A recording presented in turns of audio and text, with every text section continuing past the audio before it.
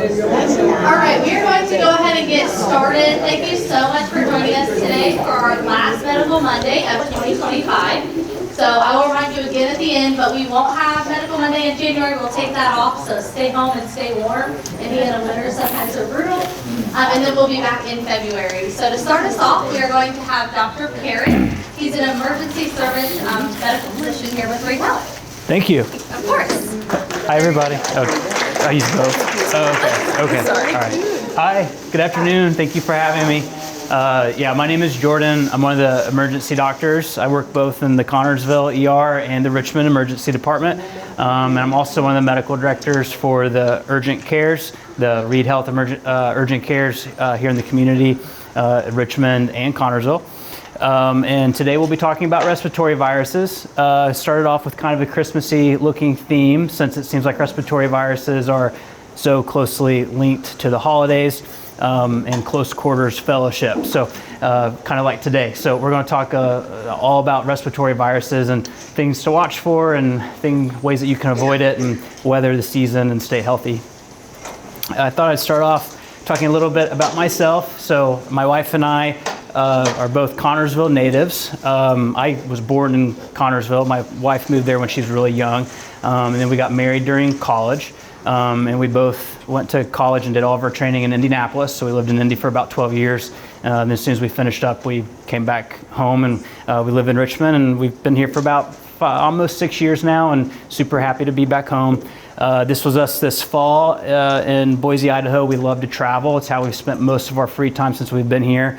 And in this photo, she's about 34 weeks pregnant, and today she's 38. So we've got an expected due date on Christmas Day, actually. So, and currently, these are our only two. This will be our first baby. So this is Reese and Theo, 11 and 9. And they have no idea what's about to happen to them. They're used to being the center of attention. So it is a wonderful time of year. It's nice being able to see family and friends and fellowship with each other, but spend some time making memories. But it's pretty easy to wind up feeling this way as soon as the holidays are over. Partly due to exhaustion from having everyone at your house, and then also there's just lots of stuff going around this time of year. My life this week has looked like this, kind of. This is not the Reid Health Emergency Department. This one's off the internet from somewhere, but you get the gist. This is the busiest time of year in emergency departments across the United States and the urgent cares. And if it's not directly viral related, it in some way, shape, or form seems like a lot of illnesses follow viral illnesses. So it just keeps us busy across the board. Why do we get sick in the winter? I don't know. There's a lot of theories. It happens regardless, but humidity drops this time of year from your furnace, your heater, and so all of our noses run a little bit more, and we're in tight quarters. And then there's some science behind it too. We know that respiratory viruses will live longer on door handles and certain surfaces in the home at lower temperatures and lower humidities in the home. Plus we're all in these small quarters close to each other, and we're outside less, we're less active, we're getting less vitamin D from the sunlight, and so there's probably a natural drop in our immunity and our ability to resist viruses. So it's just kind of the addition of all those factors that makes us all really prone to getting sick during the wintertime. So the classic upper respiratory infection, I'm sure everyone in here feels like they have one at least once a year, so probably don't need to spend a ton of time on this one, but the classic is going to be the runny nose, sore throat, cough, nasal drip, both runny nose to the front, but it also goes to the back in our throat, and that's a big part of what gives us that sore throat and sometimes even that cough. And then fever, body aches, and earaches, and then some of them are more severe than others. There's like 200 different respiratory viruses, and some of them will be more runny nose, and some of them are going to be more cough predominant, and a lot of years some of them even have a lot of vomiting and diarrhea and such too. And currently we're seeing a lot of rhinovirus, and it seems like this year the rhinovirus is having more GI symptoms like the vomiting and diarrhea. Treatment options, there's not a whole lot. I tell my patients that their grandma knows best and to call them. But honey and hot tea are the best agents for cough suppressant, actually. We know that honey works better to suppress a cough than any medicine that we can prescribe or anything that you can buy over the counter. It's actually been studied in the scientific literature, and we know it works better than anything. So I oftentimes will tell my patients to just take a tablespoon or two and put it in some hot tea, caffeine-free if it's at nighttime, and let it coat the throat, and it can help you feel better. Chicken noodle soup, it's got a little bit of carbohydrate and some sodium to keep you hydrated, and tends to go down easy on an upset stomach. And just rest, stay home, relax, stay distant from others is definitely important. Cover the cough, wash your hands frequently, disinfect those common touch surfaces in the home if you got other people living with you, and that can help spread or help not spread the virus to the home. What about antibiotics? That's probably a big reason why patients will come either to the urgent care or the ER to see us, is to see if there's something that we can offer besides the honey and the chicken noodle soup to help them get better sooner. And most of the time, unfortunately, an antibiotic will not help. We would offer them if we thought it would make you feel better, but most of the time it's just not the case. Antibiotics are designed and only work on bacteria, and bacteria just don't cause respiratory viruses, or viral illness, I should say. We'll talk a little bit more about antibiotics a little bit later on, but in general, we're not prescribing antibiotics for this. And we try to be intentionally pretty stingy with antibiotics, because antibiotics are generally considered benign or not very harmful to us, but there's a lot of complications that we see regularly from antibiotic use. And some of them can be life-threatening, like C. diff infections and allergic reactions. And we already know that antibiotics now that we use inappropriately are going to make them less effective for our generations to come. And so we try to reserve antibiotic use only for those who we feel strongly have a bacterial infection. So I told you we'd talk a little bit about antibiotics again, and it is this next slide. So when we have a viral respiratory illness, we know that they cause a lot of inflammation to our respiratory passageways, and that is the main part about why you feel so bad. Our airways get inflamed, and it makes it hard to breathe, both through our nose and sometimes even to the larger airways in our chest. And whenever we have inflammation, the natural bacteria that lives inside of us that normally we would clear just by simple cough or by drainage, if there's so much inflammation that stuff kind of gets trapped in the ears or in the sinus or in the lower part of the lung, it can cause bacterial infections or bacterial overgrowth, sometimes of even our own natural bacteria that generally will live with us or in us in harmony and not cause a problem. So sometimes we will see at the tail end of a viral illness, things start to looking more bacterial, like a bacterial kind of secondary infection. Such as an ear infection or pneumonia or sinusitis. So some signs of this, and this would be a good reason to contact your doctor. If your symptoms started off as a classic viral upper respiratory, the nose and the sore throat and the fever and the body aches, and then you feel like you're kind of at the tail end, you're day 7, day 10, things are starting to feel good, the fevers have gone away, the cough is getting better, and then all of a sudden you have fevers come back, or the cough is getting worse or more productive, or maybe now we're having some facial pain around a sinus or some ear pain or something. Those are classic signs that you've got a secondary bacterial infection, and you would probably benefit from seeing your doctor to see if you might benefit from an antibiotic. Do I need testing for viral upper respiratory? So we saw a big influx in patients desiring viral testing kind of around the time when COVID was starting, because we were testing COVID. We wanted to know what COVID was doing and who might have it for isolation purposes. Now we're kind of drifting back away from aggressive viral testing, because a lot of times it doesn't change how we manage you. Usually your doctor or your provider can identify a viral illness without testing. So if we test you for flu or COVID or RSV and all those tests are negative, we're still going to tell you it's a viral infection, and there's not a direct treatment for it. We'll kind of direct you back to grandma about the things that you can do to try to help make you feel better.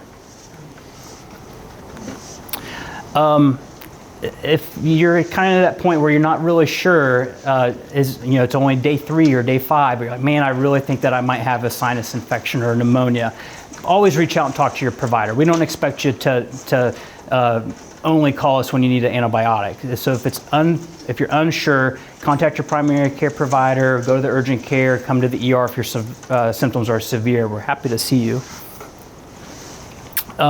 Signs you might need the ER is difficulty breathing or chest pain, severe weakness, especially in the setting of like excessive vomiting or diarrhea, or signs of dehydration, or if you're having really bad confusion, or sometimes if a loved one tells you that you just look bad, you should listen and go seek some care. We would rather you do that before you get terribly sick than to wait too late. So some exceptions. So I told you that you don't really need to get tested for your viral infection. Some exceptions would be for influenza and COVID-19. We do have antivirals available for COVID and influenza, and they're most effective if started in the first 24 to 48 hours of your illness. So if you think that you might have influenza or COVID, or you're not sure, then you might seek care in that first 24 to 48 hours if you think that you're someone who would want to take one of those antiviral medications. Those would be, the examples would be Tamiflu for influenza or Paxlovid for COVID-19. It gets a little bit into the weeds, and it's hard to talk about broadly as far as to who would benefit from those antivirals. Not all patients necessarily need them, and like all medications, they do have some side effects, and in some circumstances, side effects might even be worse than the symptoms that you're having, but it might be worth a discussion with your provider to see if they think it might help you, especially if you're older in your age or you have chronic heart or lung disease, or those who are really little. But in general, the recommendations for those antiviral medications kind of change year by year. So if you're uncertain, this would be a reason to contact your doctor early. So the best treatment is prevention. So there's a few things that you can do to try to prevent viral illnesses, or even a post-viral pneumonia. Talk to your provider about immunizations. So there's the pneumonia vaccine that can help prevent the common bacterial pneumonias that you might be a candidate for. And then we have immunizations now for COVID-19, obviously. We've heard a lot about that recently. The flu shot has been around for a long time, and now there's a RSV immunization available. Talk to your primary care provider about seeking that. The other thing that is on the rise is pertussis. Pertussis is a vaccine preventable illness, but we've seen a really sharp increase in that over the last couple of years. And pertussis is one of those lingering cough things, potentially deadly to babies, but it also is a nasty infection to have as an older adult as well. And so it might be a reason to update your Tdap vaccine, so your tetanus, diphtheria, pertussis vaccine. It's probably recommended in older adults as well. So if you're interested in that immunization and that primary prevention, reach out to your primary care provider and see if you're a candidate for those things. So RSV. I'm sure everyone's heard of RSV. In general, the conversation is mostly around little babies. It gets a really bad rap for causing respiratory failure in infants and young children. But we're also seeing that it's causing almost like a COVID-like pneumonia or a viral pneumonia in older adults as well. And for a lot of adults who are otherwise healthy, it can just kind of seem like the allergies are a bad cold, but this is a viral infection that can be deadly to the more elderly or chronically ill or little babies. And that would be a reason to potentially seek out that RSV vaccine if you think you might be a candidate for that. Best practices for prevention. This is probably common knowledge, but probably worthwhile to go over.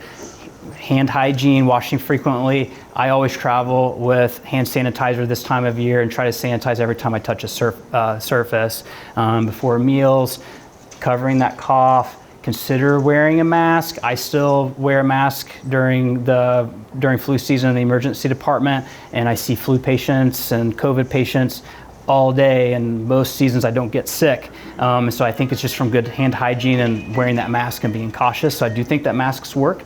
And if you can tolerate one, or you're going to be to protect yourself or to protect others, it's always a good idea to consider wearing one. And just staying home and away from others if you're sick, especially if you're having fever. But do keep in mind that we are most infectious the few days before you develop symptoms, actually, and then still remain very infectious the first couple days of your infection or your symptoms, and probably start to decrease on how infectious you are to others at the tail end of your illness, even if you're still having some lingering symptoms.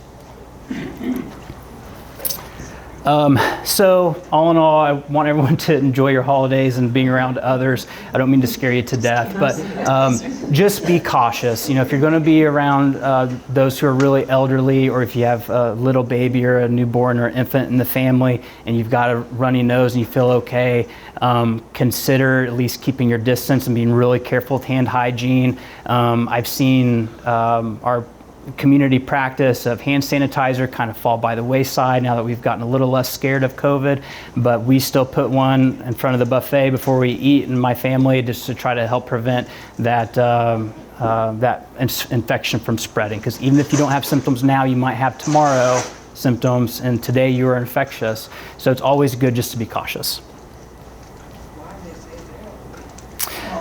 So I'll just end with that. It's and kind of open the floor for any questions that you all might have.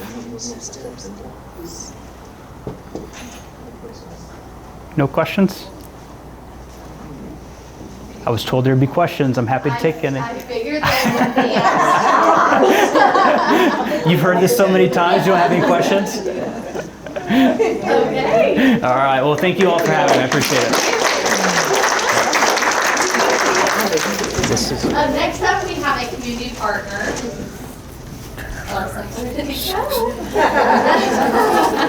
And he's a local around here. We see him every Medical Monday.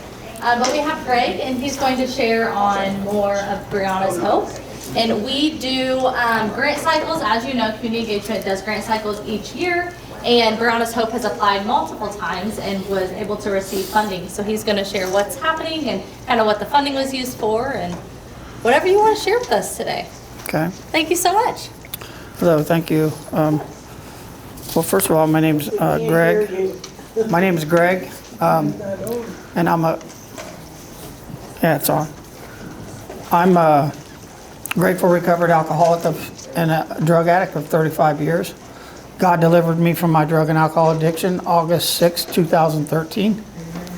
And so that's been the mission since I got sober. After my 6 months, I started going back into the treatment centers that I've visited multiple times in Florida. And that's what I've been doing for the last 11 and a half years, is giving back. And once I moved here, and I left Florida in 2016, and God put me here to work at this church. And then a couple people from my church, where my cousin is a pastor at, which is Church at the Meadows, they knew that there was one of our founders, Stacy Steele, knew that Richmond and surrounding counties had a big drug problem, an opioid problem mostly, and there was a lot of overdoses, and it was just people dying senselessly. And they had prayed about it and prayed about it and prayed about it, and they had found out, they had heard about A Better Life, Brianna's Hope, and it came to, and we came here February of 2017, and I've been a part of that ever since, just here within the past 4 years. I'm president of the chapter here in Richmond, and we work with Meridian, Centerstone, people that come in off the streets, any kind of addiction that you are dealing with or need help with. We are here to assist every Monday night at 6:45 till 8 o'clock. And when it's your first time here, we give out blankets, which is, we used to get our material from Joann Fabrics, and then we would take them to Boys and Girls Club here in Wayne County, and they will make blankets for us. And we have quilts that are made for us too, here in town by Quakers Quilters. They're out on 9th Street. And then we have Winchester Quilters. They make quilts for us as well. They go out and buy their own material and they put their handcraft in and they make the quilts for us. And they're just amazing pieces of artwork. And I just love those people to death that put that time and effort into that. And when it's your first time here, I tell everybody that, you know, Linus from Charlie Brown. Everywhere he went, there was that blanket because he still had it because I watched Charlie Brown Christmas last night, so he still had it. Okay, it's 50 years later and he still has that blanket. So he wraps it around the tree, so that's a good tree skirt. But I tell everybody this is your Linus blanket. So it's something materialistic to grab a hold of.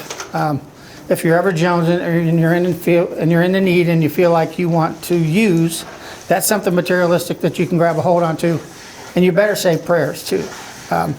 We are faith-based recovery movement is what we call ourselves. We are Christ-centered because if you don't have Christ in your life, you're not going to get sober. Okay, AA leads you to God, and God leads you to AA, and AA leads you to God. All the steps, the 12 steps that I recommend everybody to do, get a sponsor, work the steps, and you can have a happy life. There is freedom through the steps, and that's the only way to get sober, is that personal relationship with a power greater than yourself. Because a lot of times when people come in off the streets or they're in a treatment center, they say, if you had a wife like mine, there is no God. If there is a God, why would I have this disease? Why would I live like this? Blah, blah, blah, blah, blah. They want to play the blame game. Well, that's not it, you know. You got to believe in a power greater than yourself, because a bottle of vodka and a crack pipe and $20 worth of dope was more powerful than me. Until I could find that higher power and connect with that higher power, and he delivered me from myself, because I was my worst enemy. And then he delivered me from my addictions. And I've never struggled with it. He's just like he picked it up and threw it away. 6 years later, I prayed for my cigarettes to go away. He did the same thing, picked them up and threw them away. Never craved a cigarette, never wanted one, and I am done. Haven't had a cigarette in 6 years.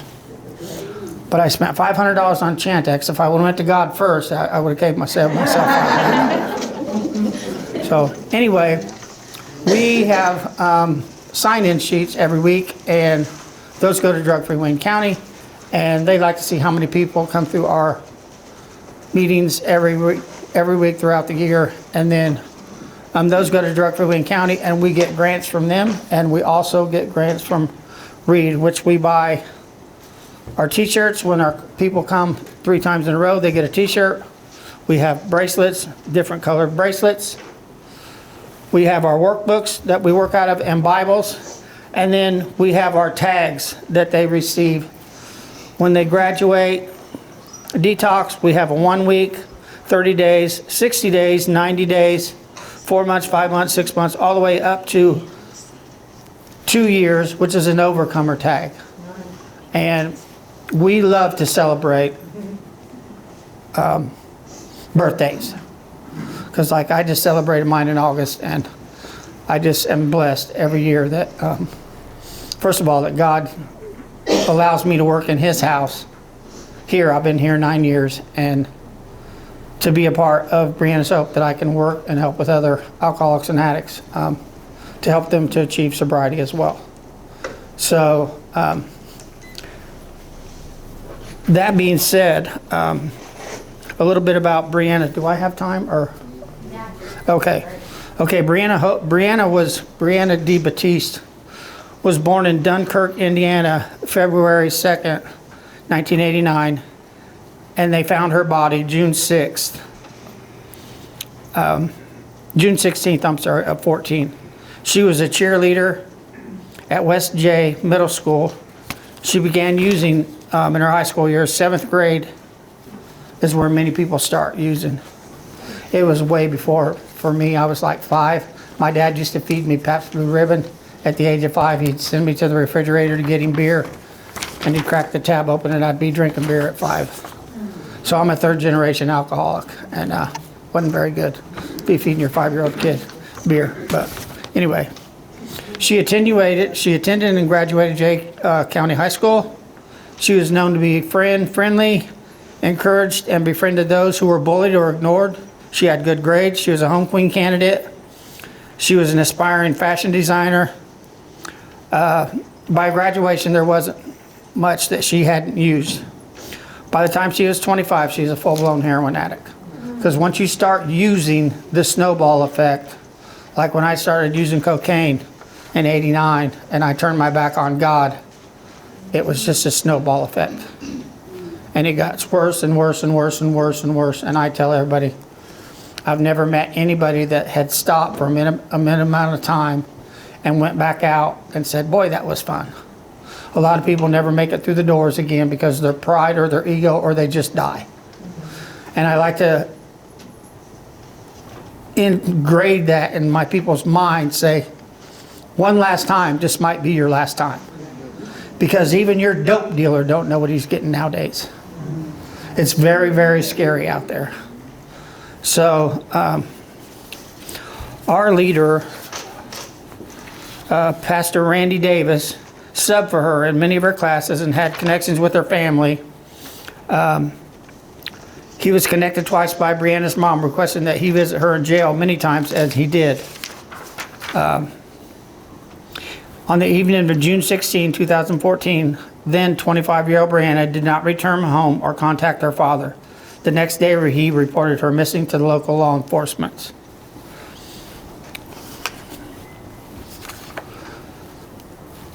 Within a couple of days, a county-wide, multi-county, statewide, and multi-state search began. Many sightings were reported, but none proved to be accurate. Within the first 3 days of her disappearance, Pastor Randy contacted the family to see if he could walk alongside them during this difficult time and offer support and encouragement. Randy had connections with Brianna's aunt and her grandparents and an awareness of her family. They graciously consented and immediately shared with him the details they had as well on their fears and concerns.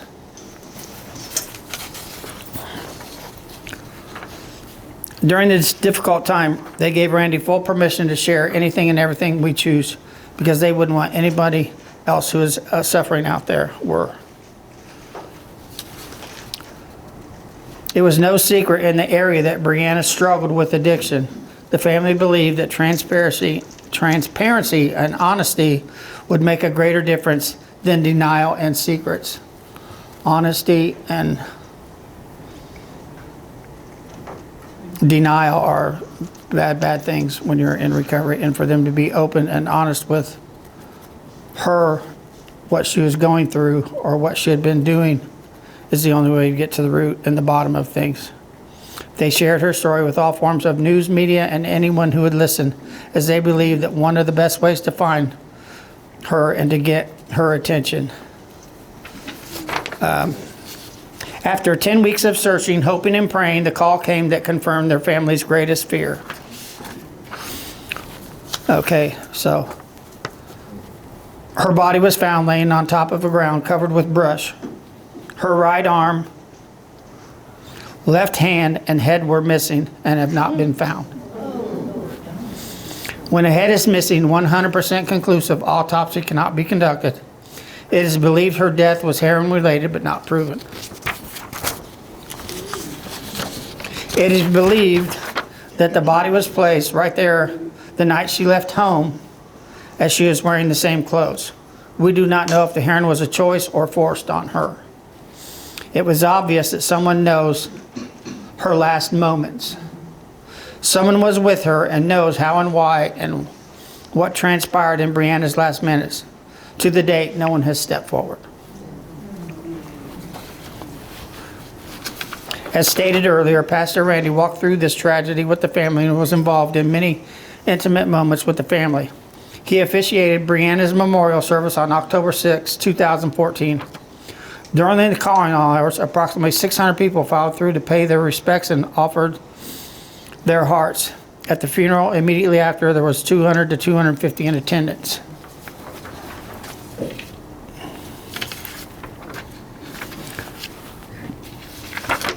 Suddenly, a name and a face had been placed on addiction unlike ever before in Jay County or in surrounding areas. 3 times Brianna was story written up in a Muncie Star Press. Twice it was on the front page of Sunday's news.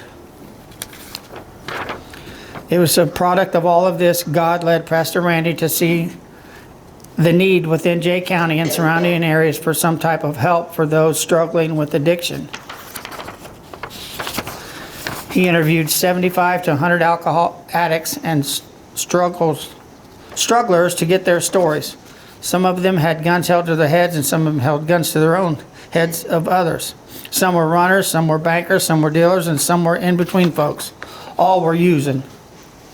At the completion of the phone, Facebook, Messenger, face-to-face meeting, they would be asked what they wanted to know. The answer was always like, let me know we matter. Yes, we made bad choices, but it doesn't make us bad people. And that's what we are. We're not bad people. We're just sick people trying to get well. You know, and I myself, I struggled, and I found myself homeless for 16 years. And that's really, really rough. So it was on November 5th, 2014, A Better Life Brianna's Hope had its first meeting at the former main source bank of Red Key. 22 individuals were present. An answer, an opportunity, a different approach had been launched. God was making a move that would change the face of addiction recovery in this area and beyond. Our mission statement is providing hope through Christ to individuals and communities battling addiction using support, encouragement, and collaboration. So, after Brianna was missing, her mom was going through her stuff, and she found a handwritten note, and it's Brianna's prayer. And it says, please, Lord, look after me and my family. Please help me to do the right thing and to show people that I am not a bad person, inside or out. And help me, Lord, to get through this disappointment again. And I know I make mistakes, but who doesn't? I don't do it to do wrong. I do it because I feel I have no other choice. I want a better life, Lord. I do. Please help me. Do to me as you feel is best. I surrender to you. In Jesus' name, amen. So, A Better Life Brianna's Hope is a participant-driven, faith-based, compassion-filled support and recovery movement who is battling and battle with substance abuse. And like I said, when we first started out here, we would have anywhere from 40 to 60 people a meeting. And then COVID hit, and then nobody was here except me. I was here all throughout those years of COVID every Monday night, because if somebody walks through that door and they need a hand, I'm here. I'm responsible. For that, I am responsible.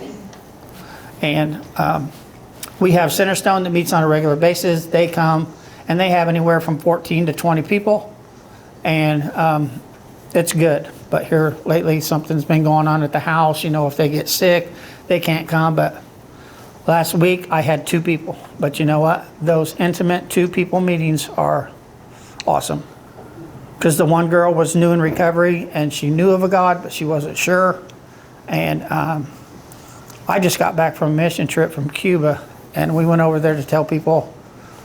We gave them water for Filter of Hope. We gave them clear drinking water. Then we offered them the water of life, which is Christ. And out of 73 families, 63 people accepted Christ. So we had a pretty good batting average. And this girl didn't know about Jesus, so we sat down with her that night, and she accepted Christ. And so that's a good meeting. And she showed up that week too, and just, she's still there. She's still working, and people are kind of like on the fence sometime. Well, you know, I got this going on, and I got this going on, and I finally got a good job. But I tell everybody, for me, God comes first, then my recovery, and then everything else just falls into place. Because if I don't have God in my life, then I'm gonna think that I can get high and drunk again and do it like a normal person when I tried to convince myself for 35 years that I couldn't. So if I ever think that I can do that again, I'll be homeless living underneath a palm tree down in Melbourne, Florida all over again. My bank account will be gone, my job here will be gone, and I'll probably never make it back to the rooms again. So I have to stay humble and do what God wants me to do and work with other people here that walks through that door every Monday night. So that's my mission, and whether it's 2 people or 25 people, I'm here for them. And my vice president, Mary, she's in Georgia with her family celebrating Christmas, so she's not here, or else she would have been up here with me doing this presentation. She's 85 years old, but I tell you what, she loves God, and she tells people she's worse than I am, because she's an old school teacher. So, I mean, I keep it real, I tell it like it is, but she'll really let them know. So, anyway, are there any questions? Is there a charge to come to this? No, there's no charge. Nope. No charge whatsoever. All my advice is free. Do you guys accept donations, and where can one donate to? Yes, we accept donations because we are a nonprofit. Like I said, we get our grants from Drug-Free Wayne County. We get them from Reid, and then a couple of churches. The church that I go to, my cousin, they donate, and then we have a couple other churches that donate. But if you go to I could get you the information to where you could donate. You just write out a check to Better Life Brianna's Hope, Richmond chapter, and I'll deposit it right in the bank. Because we do have to run we are a nonprofit, so we depend on contributions. So, did everybody bring their checkbook today? Just kidding. But anyway, no, on the real side though, we had a member here of our church died, and his daughter was bringing in a check because he wanted to leave some money for the church. And I knew the guy, he was from my hometown, and she was coming and she's like, is anybody in the office that can leave a check? And I'm like, no, not right now, they're out to lunch. She's like, I'm like, why? She's like, well, I got a check that Ernie wanted to leave for the church. So she went and dropped the check off, and she come back out, and I said, oh, by the way, Brianna's Hope accepts checks. And she's like, what? I said, yeah. And she had never heard of it. She's like, what is that? And I told her it's our